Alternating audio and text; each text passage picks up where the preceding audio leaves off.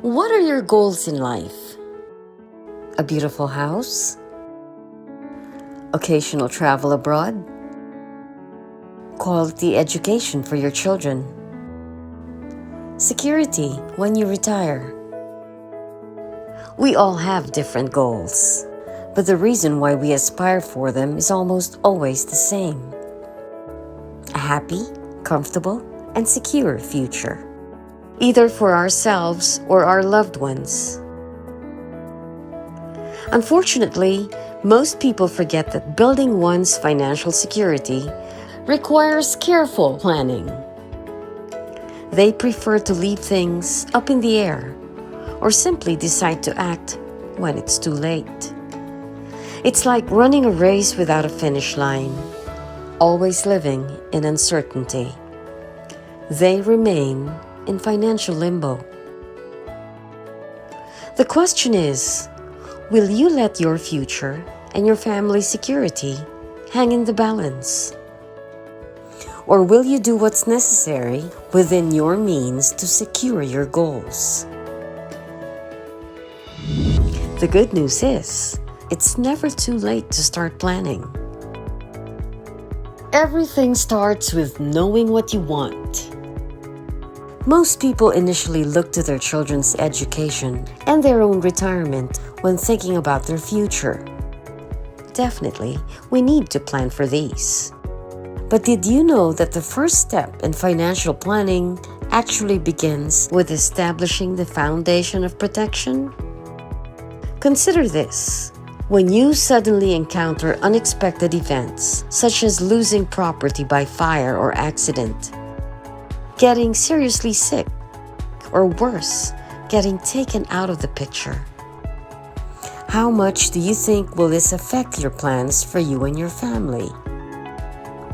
You can be the best saver and the best investor, but if you're faced with these unexpected situations, all your savings and investments may be wiped out. And what about the possibility of losing a job or failing in business? It may take months or even years to get back on your feet. How can you maintain your lifestyle or continue providing for your family if such a setback happens? These are the unexpected challenges we must all prepare for. But you may wonder, how will I accomplish this? Can I even afford securing myself and my family?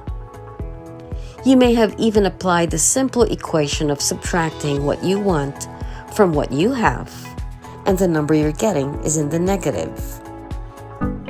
So how do you bridge that gap?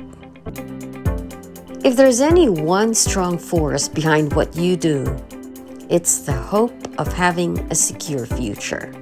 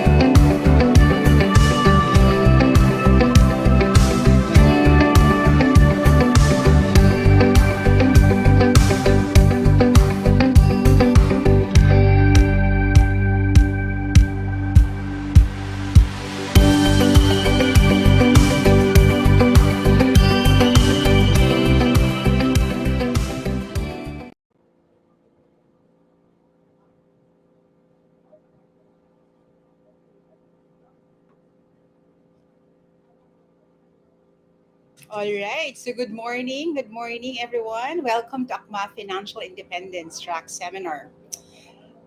So thank you for coming in. So it's already 4:07 and we'll have to start our most awaited Financial Independence Track Seminar.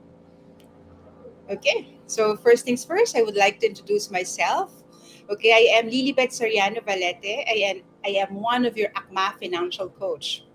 I've been with the profession for already almost 20 years and have been helped many customers make their lives better.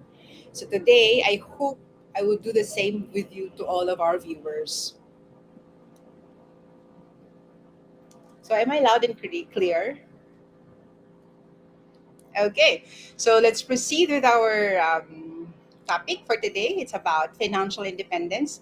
So when we talk about financial independence, we are talking about two people who are we always encounter in the industry, correct? So the first type of people are those who are close to achieving their financial independency and living a quality life. So nakita niyan sa picture. Ito yung maganda yung picture, and to your left, okay, because to them in their life money is the last thing that they worry about. So sa second picture naman on the right that you could see in your screen, these are the people who keep themselves busy working all the time, still living from paycheck to paycheck, being stick and not really getting anywhere. Sobrang stress sila on a daily basis. Kaya ang kanyang background is black, di ba? Black means stress. No, so they are the ones who make sacrifices just to make both ends meet, pero hindi pa rin siya sapat. Correct? So we oftentimes have people say, naririnig natin to always sa mga tao na kumakausap sa atin, gusto kong maging mayaman. Diba? I want to be rich, Miss Bing. But have you ever thought, if you have that kind of question, what does being rich means to you, really? Diba? Kasi being rich may be actually subjective. One may consider that she is rich already if he has this type of million of pesos, no, x amount of million pesos in the bank account.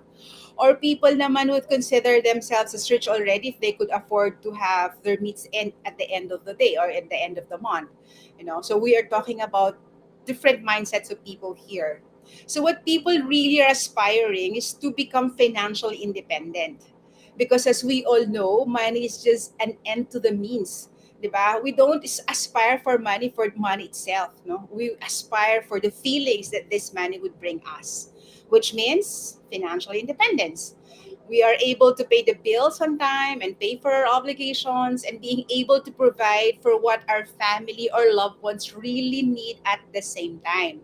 Siyempre gusto natin yung lifestyle natin would dictate what we would want to have because we have money, and not because we don't have money our lifestyle will suffer. Correct? For that reason, now more than ever, people need to be more aware on how to achieve their financial independence. So yun po yung aming goal sa ating lahat ng aming mga viewers here in AKMA. We would want you to become prepared. This is what we are here for. And we would want everyone who would be watching this video, to have that right track, for them to be on that right track to financial independence. Do you want to be on your financial independence correct track pathway? Diba? Gusto niyo po ba yon?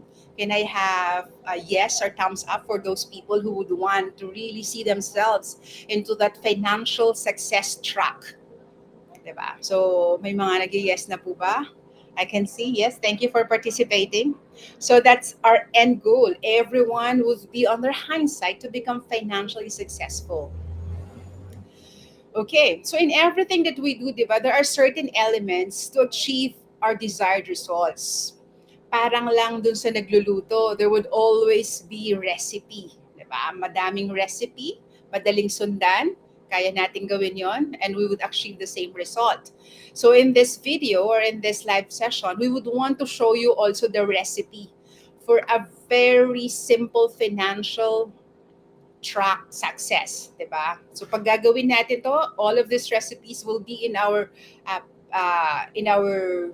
armory. We will have a very successful financial future. So what are these elements that we are about to talk to? So there were only four. So ang pinakamahalaga at ang pinakapaborito ko po dito is the mindset. No, number one is the mindset. This is the area where most people fail. Have you ever thought, if you listen to a person, no, ako kasi mahilig ako makipag-usap sa tao and get to really think of what their mindset is all about their finances.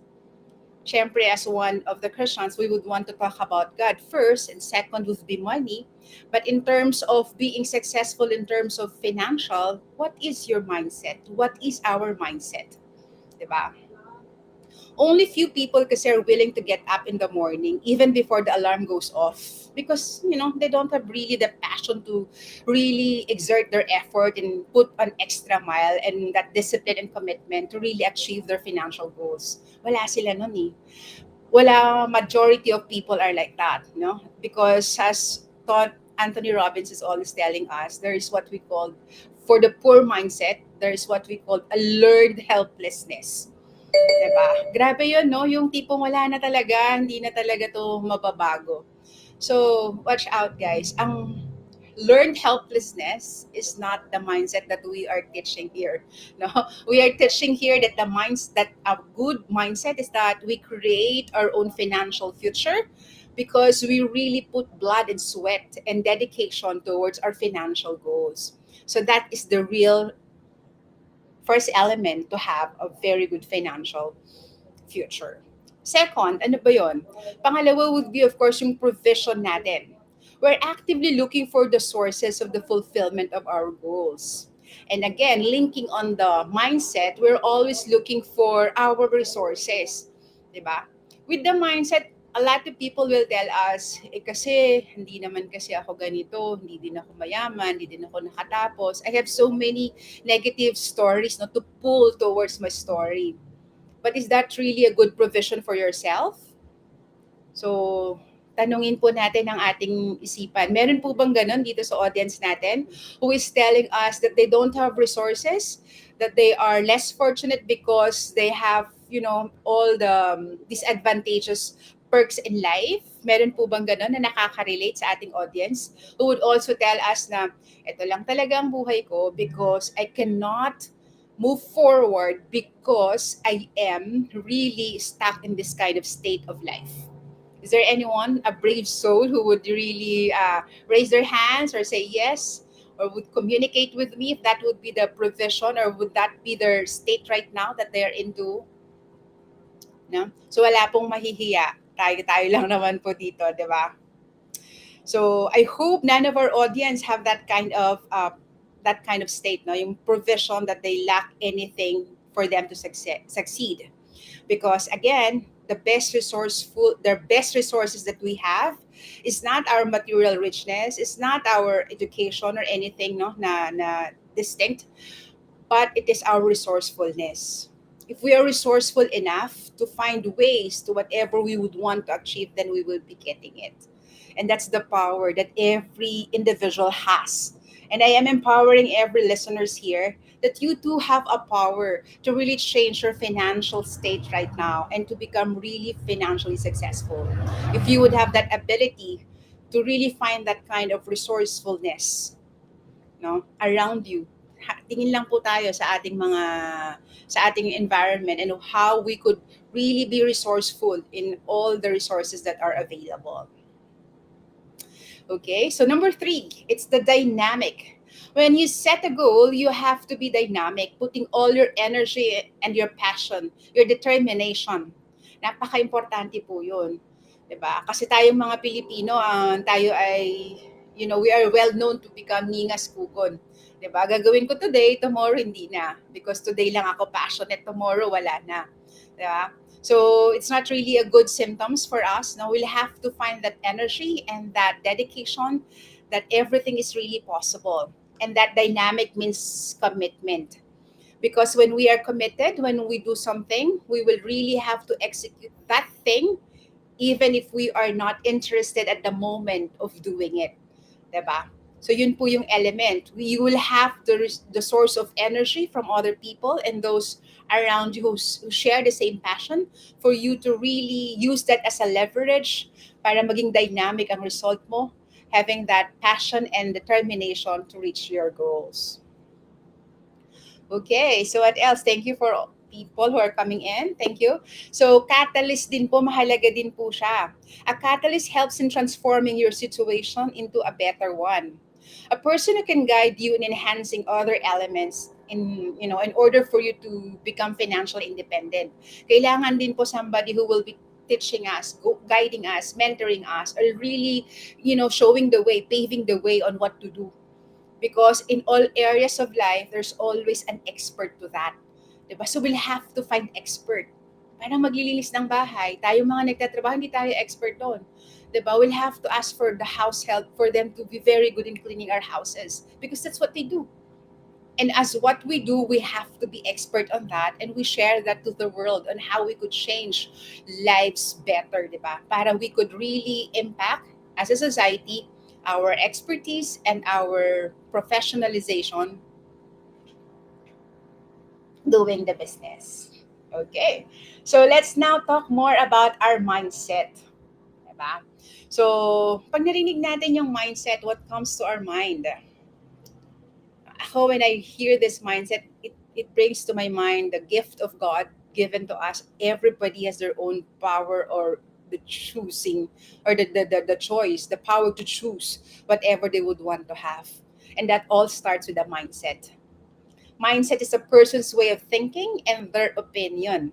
It is important that we begin with the correct one. Napaka-importante po yan. Kasi this is our personal tool. It's how we think and how we spell the difference between being rich and being poor. Sobrang simple. If you want to become financially independent, then you have to adapt the right mindset. So we need everyone to empower themselves in reaching new heights. Yun lang po yung gusto natin lahat. Again, as I've mentioned to you, money is just not an end to the means, di ba? Hindi tayo nag-aspire to have more money, but we aspire for what money could bring us, which is more of financial independency and, of course, the freedom that brings it to us. We cannot limit ourselves to what's only available in our hindsight. Diba? We never let our current circumstances hinder us from achieving our goals. Because if we may see lang yung ating current situation as equivalent to our future, then we are doomed to disaster. That's a perfect recipe for failure. It should always be like this. Ito po yung tamang mindset. There would always be hardships, challenges, and even failures. Yes? No? Kasi mali po yung mindset na may problema ako kasi may problema. It's wrong. You really have to have problems. This is life. We really have to have hardships, challenges, and even failures. That's the correct mindset. And we really have to embrace it and really have to enjoy the process. Because that's the time that these hurdles, these problems or challenges or whatever you call it, if you overcome it and you don't stop within your limit, no, yung situation mo right now, you got to really look and go beyond it, then that's where the real success comes in. Correct? Boundless, self-empowering means you are the ones in control, not your situation. So ulitin natin, correct mindset is really looking that there would always be problems, but there would always be hardships and challenges and even failures. But it is up to us to really rise above those challenges and those hardships and failures, solving them along the way, really embracing them as we could. And if we could enjoy the journey of solving them, why not? Diba? It would be better. It would be a better journey if we got to enjoy how to solve those problems. Because at the end of the day, it will always make us stronger. Do you agree? Do you agree, guys? No? So, correct. So, kailangan po ganun yung ating mindset, diba? Okay. So, next is that our thoughts influence our actions. I am sure that you have experienced at some point upon waking in the morning, 'di ba? You feel like it's a good day for you. Wow, yung ano ka, tatalon ka, 'di ba? You're so excited. You have that kind of urge really to really do everything that you think of, 'di ba? Sobrang high ng ano mo, ng energy mo. And since you do believe that it's a good day, you become inspired, motivated, and everything that you do seems so light and very fulfilling. Yung lahat ng nakakasalubong mo, good morning mo, sa sobrang ganda ng morning mo, di ba? And you got to really have that big smile on your face because you believe on the core of your being that this would be a very great day. Now, so that's really something that influences your action because you really think or thought that this day will be good. So might as well live and act on it, diba?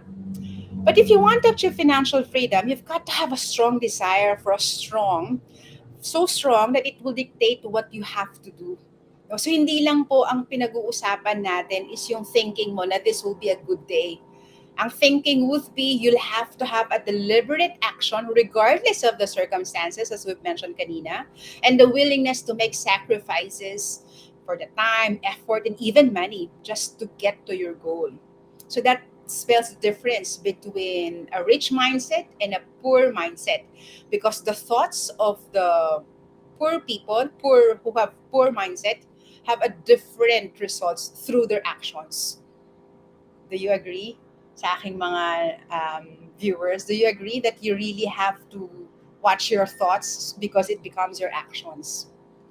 Correct? So next, believing in yourself that you can reach greater heights or period of strong desire to achieve it will make you very passionate in what you do and not be distracted even during very challenging times. Even if you feel so difficult at time, ang hirap naman itong pinagdadaanan ko, hindi ko mapagdugto ang mga buhay-buhay, di ba? Those, I came from a very poor family and I could really witness how a disastrous financial economy of a family could really not so ruin but challenge your capability of really going to school with a good mindset, di ba? That everything will be okay. Wala kang baon, wala kang anything, di ba? But that's a test of your character and your commitment. These challenges will just propel you for you to have a very good destiny if you get to have that rooted in your mind that everything is achievable and you have your goal. Kaya naman yung ating pinag-uusapan ngayon is more of your financial goals. 'Di ba? Bakit mahalaga ang isang financial goals? No? A goal without commitment is merely a dream. So in this session, we're encouraging everyone to have their financial goal. Can anyone would want to share or text or message me here kung ano ang kanilang financial goal?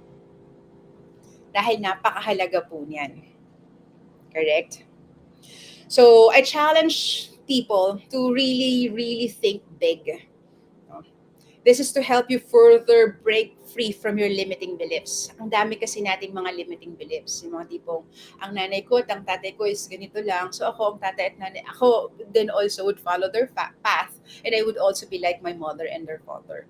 Gone were those 1950s African movie, 'di ba? Na slave yung nanay at tatay, the slave ang anak at apo, 'di ba? So we are already into this area that everyone would have to think big, that regardless of your age or your situation or your status in life, everything is possible. We are not injecting here no materialism. We are injecting here that everything is possible within your realm of control if you really would want to pursue it. Again, in AKMA, we would want to really have that financial hierarchy, di ba, nauuna sa amin ang Diyos at pangalawa pa lang po ang material things. We would want to reflect onto that kind of hierarchy as well. Okay, so but we would want to, in terms of our financial thing, we would want to really think big because we have so much limiting beliefs. No, na pwede naman pala na mabuhay tayo ng maalwan at masagana if we just have to put the effort and we have to live or act the part. Yun po yung ating mensahe here. Diba? So, how would you want to live your life? Is the life that you have right now is the life that you would want to have? No? O mas gusto nyo naman po ng different life? Or mas gusto nyo mabuhay ng mas maalwan? Diba? Is anyone here who would say that he is already living the life that he wants to have? No? So, meron po ba dito na magsasabi na okay na ako, Miss Bing, I am no longer needing to think big because I already achieved everything that I have. Then for those people who would say that, congratulations. Diba? But again, those people who've already achieved what they've had, they will really have to think bigger, not because, again, of accumulating more money, but because they would want to have more progress for themselves. And after all, life is just about progress. Okay? So when asked what they want, some people would normally say, di ba, madaming tao nagsasabi kasi na, gusto ko maging mayaman, gusto ko maging successful, di ba? And they don't even know what makes them really rich, di ba, onto their own terms. So, pag sinabi mo, okay, so Mr. Juan, how do you define yourself to become rich? Paano po ba yun? Ano po ba ang definition nyo ng pagiging rich? Di ba?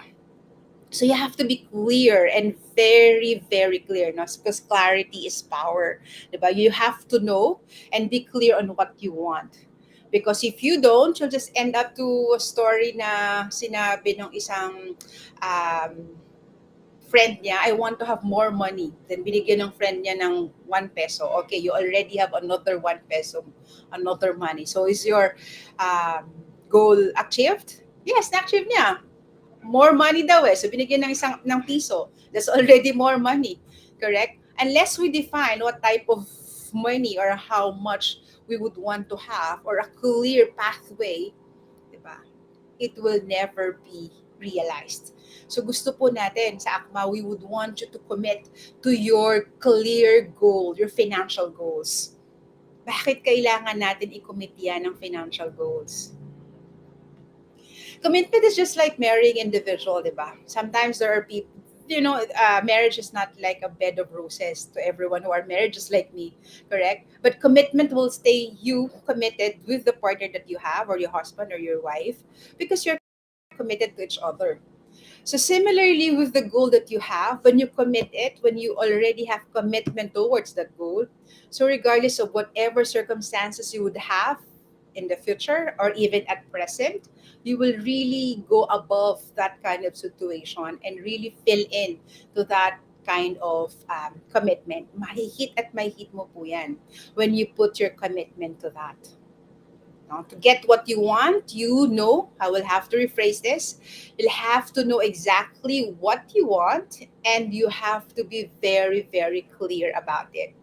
The very, very, very, very clear, sobrang redundant. But then again, you have to be very specific and as detailed as possible. We oftentimes hear this, but do we really put that into action? Are we really detailed in everything that we are putting in as our financial goals?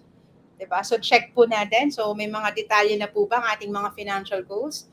How many hours would you be, how many years would you be working? How much money would you have before you leave corporate? Or how many investment ventures would you need to generate before you could say yourself you're already financially able and not think about work or money? Those are things that we would want to have our audience to really ponder, because clarity is what would bring us to the right destination. Agree? So maraming salamat po for those people who are coming in and for those who are staying. So please like and share this video or this live so that everybody would have, a lot of people would really be benefited into this session. So there's an excitement, di ba? May excitement yung transition natin from going to wherever we are right now and to where we would want to go. So there should always be, from point A to point B, there would always be what? Anong mas mahalaga? Mas mahalaga ba yung pagpunta natin sa point B, that's our financial goals, or our steps or progress going to the financial goals that we have? Is there anyone here who would answer my question? What is more important? Is our goals or the process or the method of getting to our goals? Yan, mag-comment naman po kayo. No? Anyone?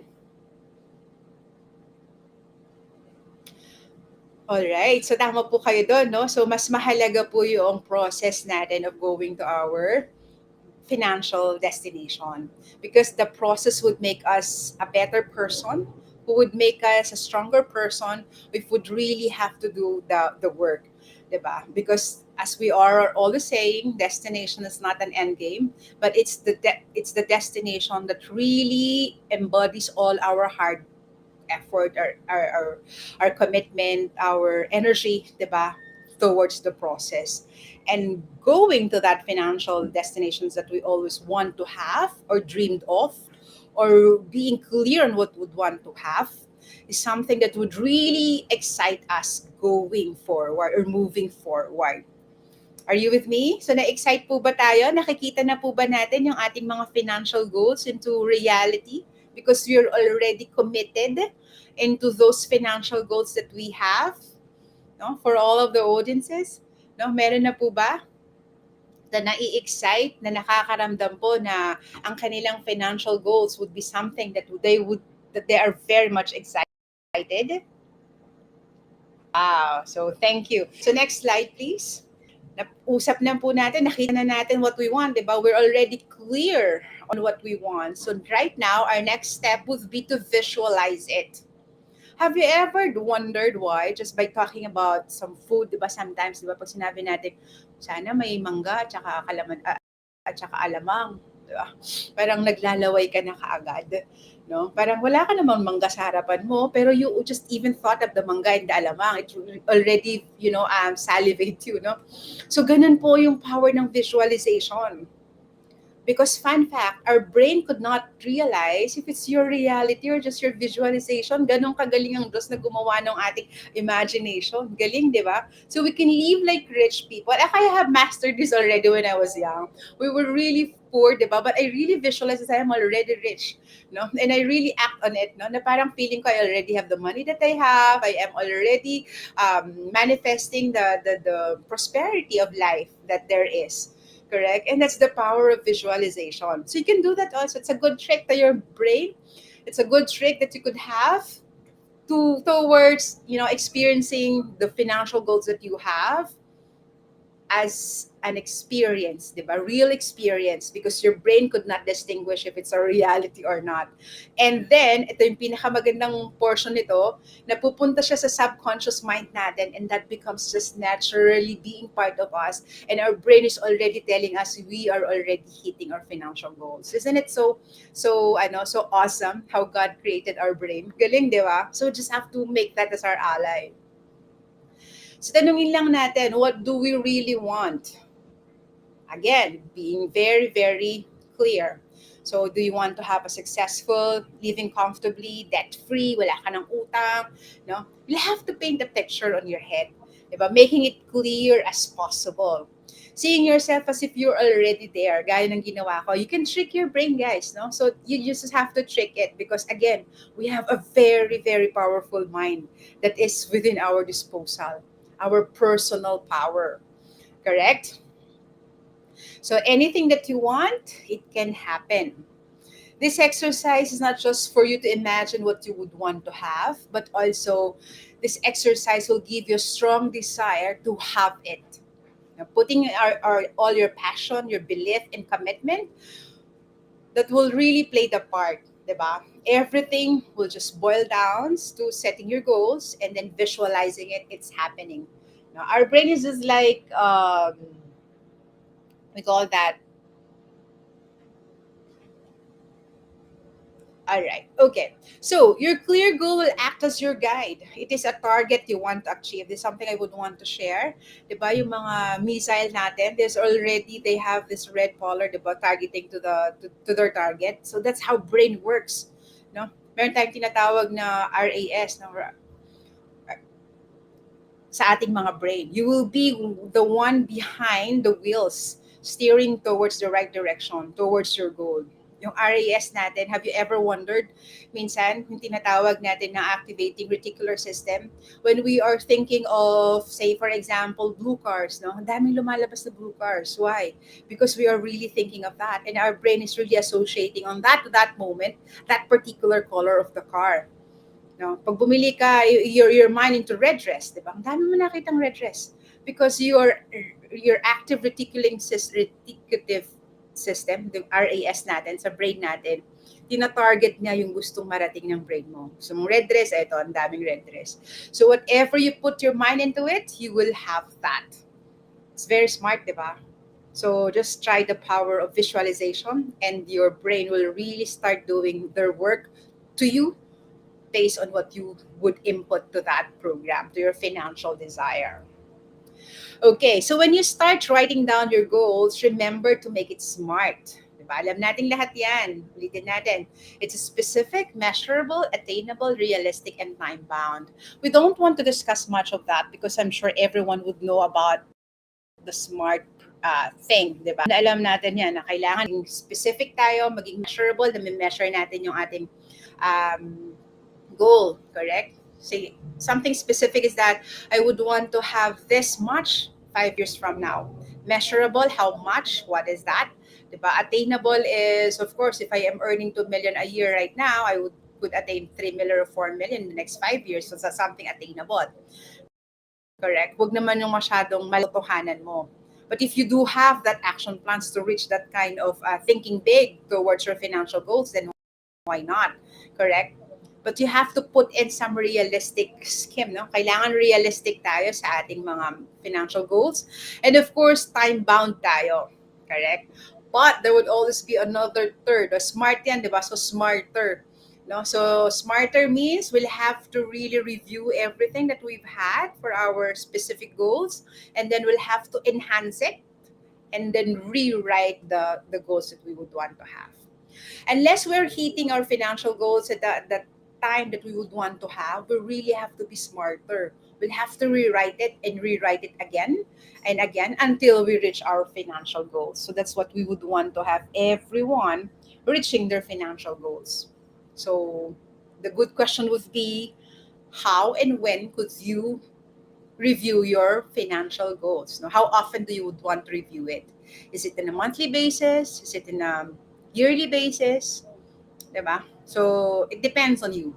Kung ayun yung SMART goals would be categorized into short, medium, and long term, then that would be it. Diba? Mas maganda. You'll have to have your different SMART goals for you to become smarter into your medium term. Kasi for me, magkakaugnay yung short and medium and long-term goals natin. It lives together. It's in sync together. We could not have that long-term goals without us doing our solid foundation in the short-term goal natin. So, ganun po yung gusto nating i-convey. We'll have to really practice doing our shorter goal, practice of really hitting that financial goals of ours in a short-term period. And once we do it, we will be better equipped to have that medium-term goals, and we'll have to be very good into our long-term goals. Meaning, ito po yung key, pag nadadan natin ang short-term goals natin, it would be easier for us to really hit the medium-term goals natin. And it would be very easy for us, if not that hard, diba? Because we've hit our short and medium, the long-term will just, chase the results out of it.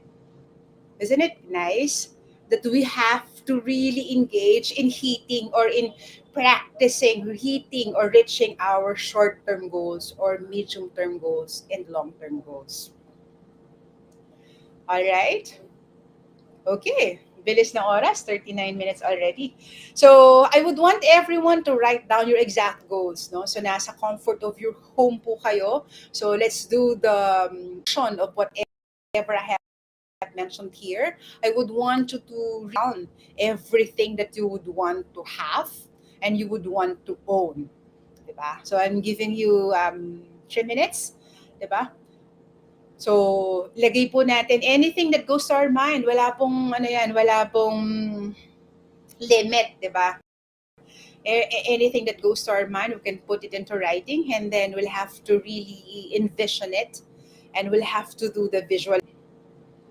Okay, so are there people who are already writing their goals? So I hope you will be writing if you're not writing right now. I hope, our objective is to you really have that time with your life, for tonight or within the day. After this video or after this session, you'll have to really write down your exact goals because we would want you to become successful in really hitting your goals. Okay, and then second thing, after you finish writing that goals, is we have to remember the visualization. Reflect on what you really want to have, diba? Tapos you'll have to have that kind of strong desire so that you would want to see yourself, you're already having that kind of desire right now. Diba? So, dati gusto ko lang green paint, diba? So, yan, may green pintura na kami. Ganun lang kasi yung mga short term natin, diba? So, kailangan meron lang akong gustong feeling like a hotel vibe office work. So, you don't have that. It's a short term, very easy to achieve. So, but you are training already yourself to really hitting your financial goals in a short term period. Right? So, that's the essence of this kind of scenario. You really have to hit that because you have the recipe, the elements of hitting your financial goals. Does that sound really exciting to everyone here? Okay. So next, we would want to list your personal goals, things that you would want to have, 'di ba? So gusto lang natin maging ano dito, maging very very clear, 'di ba? So gusto natin whatever we would want to do, 'di ba? Maybe your day-to-day activities or you want to do, anything that would put into your mind, ano kayang gusto kong gawin pag nag-retire ako? Mga 5 to 10 years, what would my life will be? 'Di ba? Very clear dapat po 'yon. Anything that will give us the sense of fulfillment and our satisfaction. Siyempre, we would want to have something that, things that we would want to own. Diba? I would want to own a farm lot which would give us so many fruit-bearing trees. Diba? Na gusto ko may overlooking ako na glass house towards the mountain, as clear as that. So you really have to have that, no? So sulat po natin yan, list down po natin yung mga gusto natin na mga bagay na magkaroon po tayo, us to really be clear on what we would want to have. Again, we're talking about financial goals, so we really have to be very good in really writing everything into the paper, no, and committing into that. Next, improve myself on. Ano yung mga gusto natin na magkaroon tayo? Not just about, money. Again, it's just an end to the means. But we'll have to have our own self-awareness, correct? This is one of the elements in fit, yung tinatawag nating professions, yung diniscuss ko kanina. Making yourself better. We'll have to leverage it to become more successful. And of course, we would want to be grateful, di ba? Everything starts with gratitude because everything is will never be here without God's grace, and we are acknowledging that in a daily minute or in a daily basis or every minute of our life. We really have to breathe that type of gratitude because all important things that we'll have would really mean a sense of appreciation to the people who have helped us and of course to the God who showered or blessed our work, 'di ba? So gusto po niyan. So are you doing your assignment already? Are you really going to your 5 minutes person, no, of your short term, medium term, and your long term goals, your financial goals? And are you visualizing it already? I hope no, madami pong nagpa-participate because according to study, if people just hear what they are learning, they will have to forget about it. But 70% who would be immersed in whatever they are learning, meaning you are writing the exercise that we are asking you to do, then there would be 70% chances the result of what we would want to have. Diba? So for those who have written down their goals, thank you so much. No? So palakpakan po natin sila. So, ika-classify na po natin ngayon yung mga goals natin. Kanina, di ba, may short term, medium term, may long term tayo. Kanina, tinatawag natin yung financial goals, di ba? Yun po yung ating core ng pinag-uusapan. So right now, you could also add on to those goals. Pagkatapos ng financial goals, for your goals naman, what would you like to venture, as into your business? Or do you want to get promoted this year? Or shift to another industry naman that would really challenge your juices of your brain, diba? Gusto mo din naman na goals, di ba? You want to take master's degree o kaya naman doctorate or even read a number of books just like what I'm doing on a certain topic or broaden your knowledge on the language or psychology or anything that really inspire you to become better, di ba? To really work your brains out, no?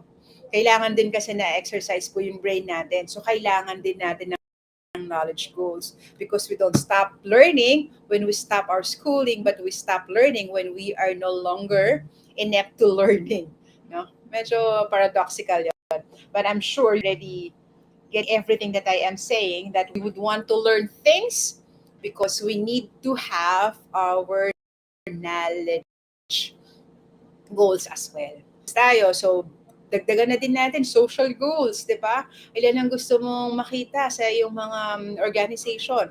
Ako, into my church organization, I would want to have more friends to my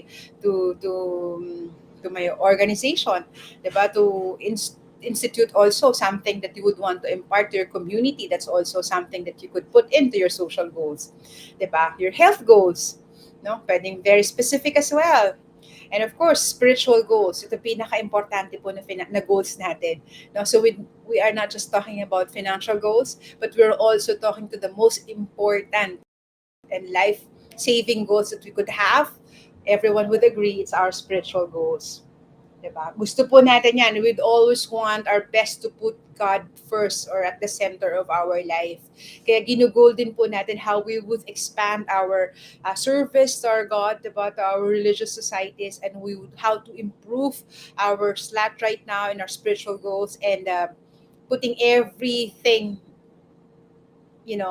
at the center. Lahat ng center talaga natin is sa sang Diyos. So everything would just fall into places if we'll have our spiritual goals intact. 'Di ba? Isn't it fun to have those goals being discussed, 'di ba? Na hinihimay-himay po natin ang ating mga kailangan na magkaroon, 'di ba? Kasi after all, life is about bringing progress, 'di ba?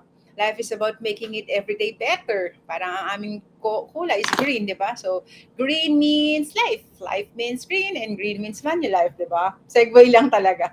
Okay, so you can use this worksheet in writing as you categorize these goals. Those who would want to get this goal sheet to me, PM lang po nyo ako.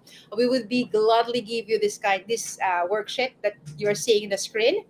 This way, you will be able to set goals for each aspects of your life. Gaya ng diniscuss natin kanina, pinakamahalaga, spiritual goals natin.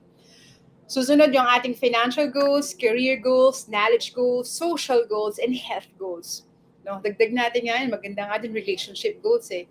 'Di ba? Yung mga tipong hindi ka sisigawan ng asawa mo, you're always sweet, 'di ba? That's also something that we could aspire to have for those people who are in relationship, 'di ba? So relationship goals also for those people who are into relationships.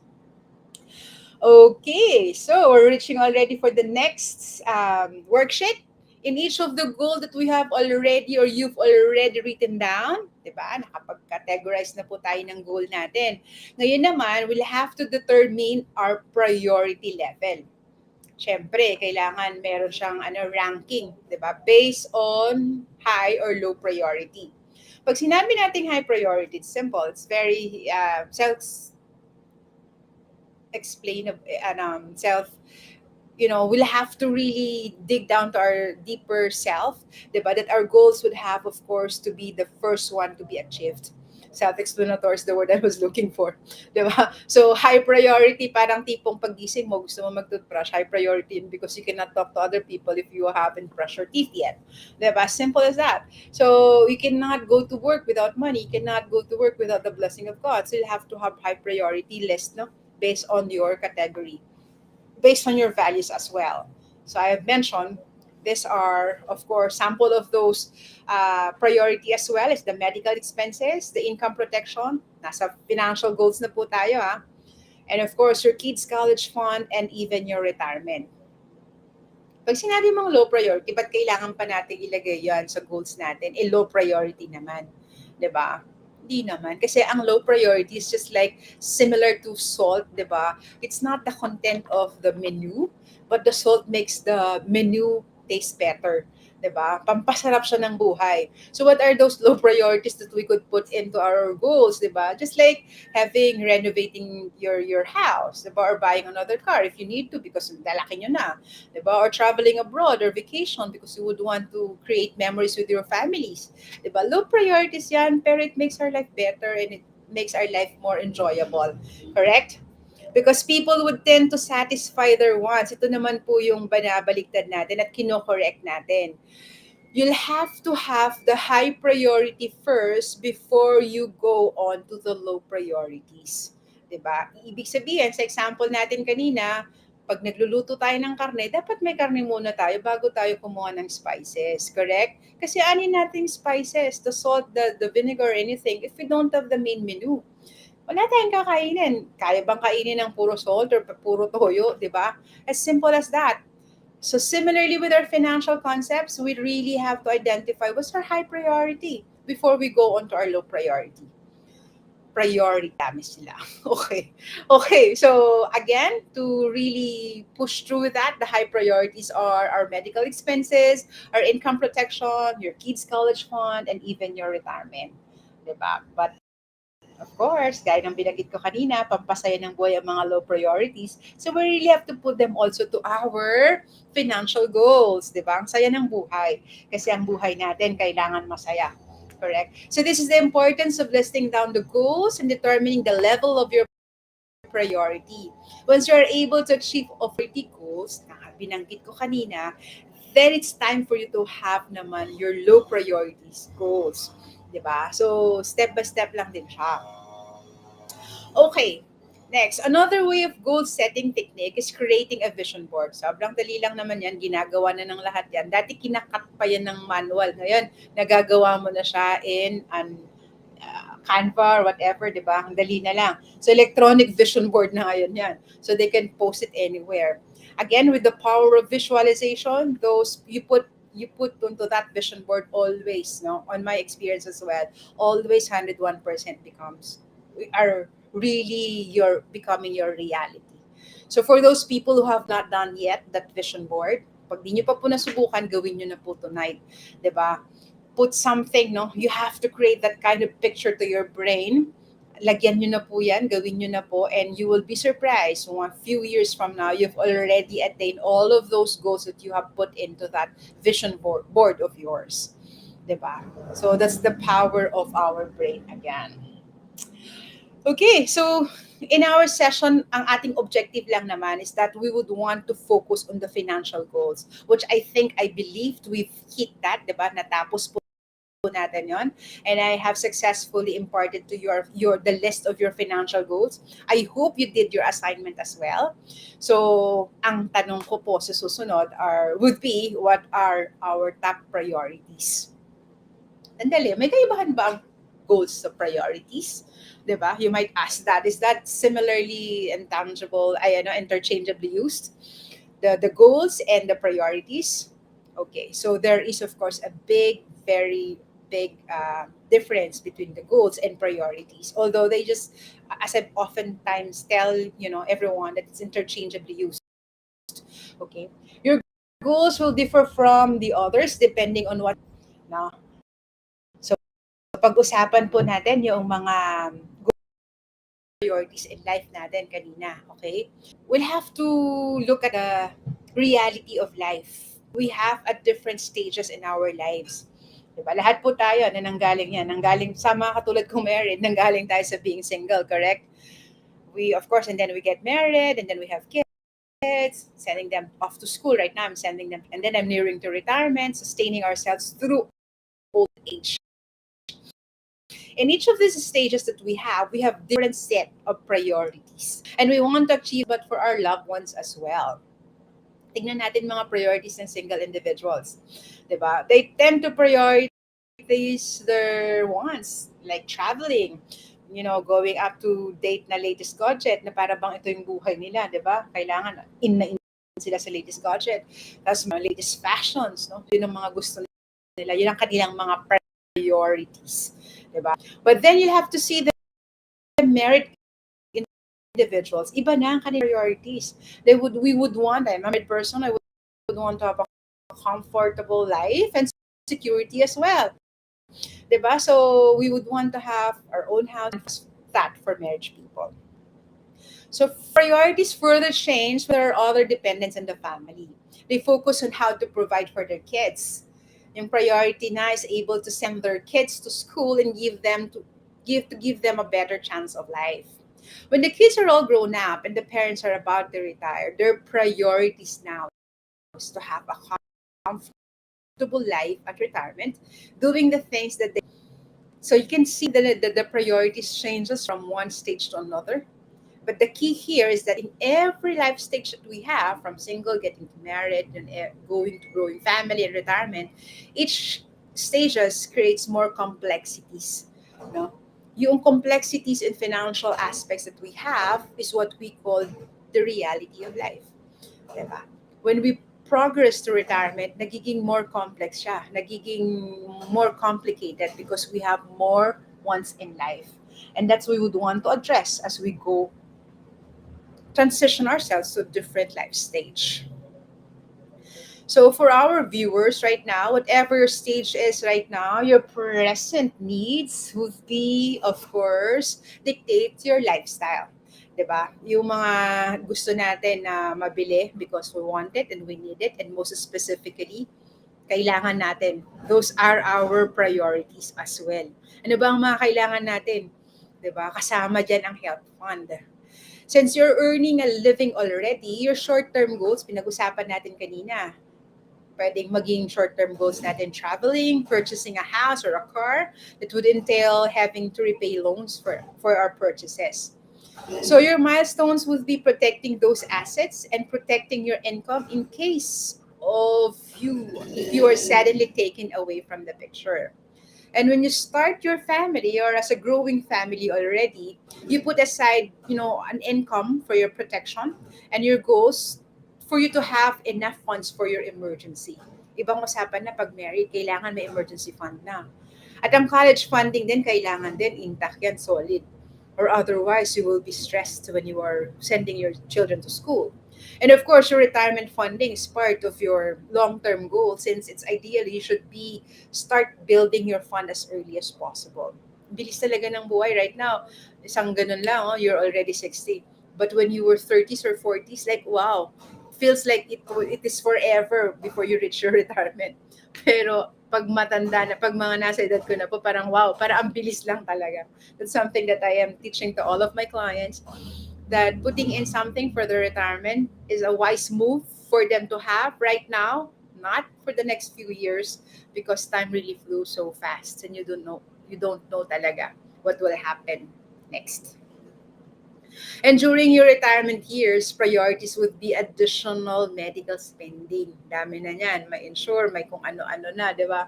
Living a comfortable life and of course, transferring your wealth to your family at that last stage of your life. Yung in-accumulate po natin ng money, accumulate nating assets, we cannot bring that to our grave. So we really have to transfer that wealth to our family by means of transaction. Oh, sorry, there's ano. By means, of course, of our estate planning. We also provide for that kind of services for those people who are interested for our estate planning services. Okay, our next workshop is for you to identify those priorities and write them down. And you will need what you will have to achieve them as your milestones. Diba? So gusto po namin na reach ninyo, no, this kind of exercise. So we'll give you another minutes, or you do it at your home, at your comfort of your house, di ba? Yung short term natin, yung medium term natin, and ang long term natin. Okay. So we're already free with that. So we'll have our live stage already. So of course we don't want you to be overwhelmed, and we are so much faithful to our time. So we will be ending it in 1 second because tomorrow I would be plugging in our next speaker would be si Sir Rafi. Please come and join and see him live for the continuation of our financial independence track. He will be discussing about the next slide would be on terms of how would you be managing your financial situation right now. We will be speaking specifically on the budget tips, on how you would identify the needs and the wants, and the practical tips that he would be discussing in terms of handling your money for you to become very good in handling your money. So, as at this point, I would love to tell you one quick quote. We'll have to get serious with our money. Otherwise, we will not have a serious money. So I'm sure you would want to have a serious amount of money. So you'll have to get serious about really handling your money for you to become financially wealthy.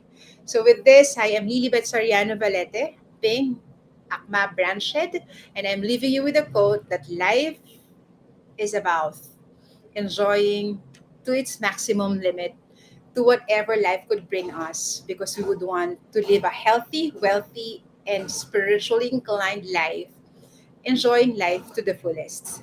Thank you so much, guys, for being with me. And I hope we'll see you next Monday again for another dynamic discussion about our financial independence track. So I hope everyone would go tomorrow again with Sir Rafi to his live FB page as well, having this continued financial independence track.